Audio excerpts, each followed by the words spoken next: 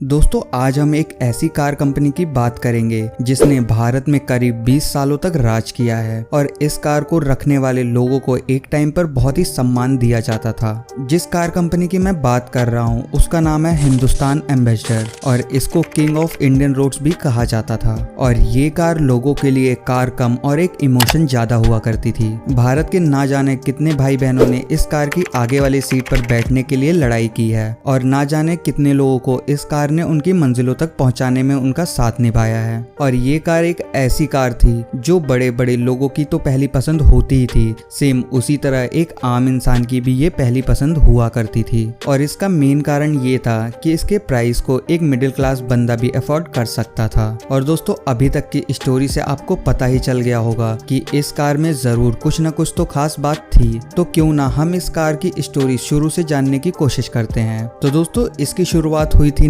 1956 में जब हिंदुस्तान मोटर्स ने ब्रिटिश मोटर कॉर्पोरेशन से उनकी दो कार मॉरिस ऑक्सफोर्ड की सीरीज 1 और सीरीज 2 कार के बनाने का लाइसेंस लिया और अपनी कार हिंदुस्तान 10 और लैंडमास्टर बनाई। और फिर मॉरिस ऑक्सफोर्ड 3 के तर्ज पर 1958 में हिंदुस्तान एम्बेसडर बनाई, जिसका डिजाइन उस टाइम के हिसाब से बहुत ही मस्त था और इसके अंदर स्पेस भी काफी था। और इस कार को जिन्होंने डिजाइन किया था उनका नाम था एलेक इसोगोनेस और ये कार पूरी तरीके से मेड इन इंडिया हुआ करती थी। दोस्तों हिंदुस्तान मोटर्स बिरला ग्रुप का ही एक हिस्सा है जिसकी स्थापना 1942 में बीएम बिरला ने की थी। और उस टाइम पर जो एम्बेसडर के कॉम्पिटिटर थे उनका नाम था प्रीमियम पद्मिनी और स्टैंडर्ड 10। लेकिन इनकी तुलना में एम्बेसडर का डिजाइन और इसके अंदर का स्पेस इसका प्लस पॉइंट हुआ करता था, जो कि इसको ना सिर्फ दूसरी कारों से अच्छा बनाता था बल्कि यही वजह थी कि ये कार लोगों का इमोशन बन गई थी। और शुरू से लेकर करीब 80 के दशक तक ये कार लोगों के दिलों पर राज करती रही।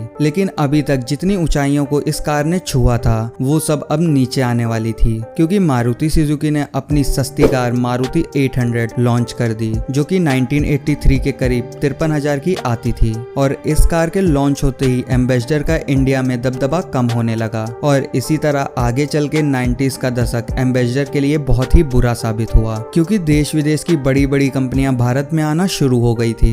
हालांकि एम्बेसडर को 1992 में फुल बोर मार्क 10 नाम से अमेरिका में बेचने की कोशिश की गई थी और कार में कुछ बदलाव किए गए थे, जैसे कि सीट बेल्ट और हीटर लगाए गए थे, जिससे कि वहां यूरोपियन सेफ्टी स्टैंडर्ड पर काम कर पाए। लेकिन यूके में इसे ज्यादा पसंद नहीं किया गया और इसी वजह से कंपनी को काफी नुकसान उठाना पड़ा और आखिरकार हमारी रोड किंग कही जाने वाली एम्बेसडर को 2014 में बंद करना पड़ा। और फिर 1 फरवरी 2017 में एम्बेसडर को एक फ्रांस की कंपनी BSA ग्रुप ने मात्र 80 करोड़ रुपए में खरीद लिया और बस एक टाइम पर सबकी इमोशन से जुड़ी हुई एम्बेसडर कार का सफर खत्म हो गया। वैसे तो शुरू से लेकर इसके कई सारे मॉडल आए, जिसमें मार्क 1 सबसे पहला था, जो कि 1957 से 1962 तक बनाया गया। इसके बाद आया मार्क 2 जो 1957 से लेकर 1975 तक बनाया गया और इसी तरह से चलते हुए 2013 में इसका लास्ट मॉडल आया, जिसका नाम था एम्बेसडर इनकॉर। लेकिन बहुत सारी कोशिश के बाद भी ये कंपनी मार्केट में नहीं टिक पाई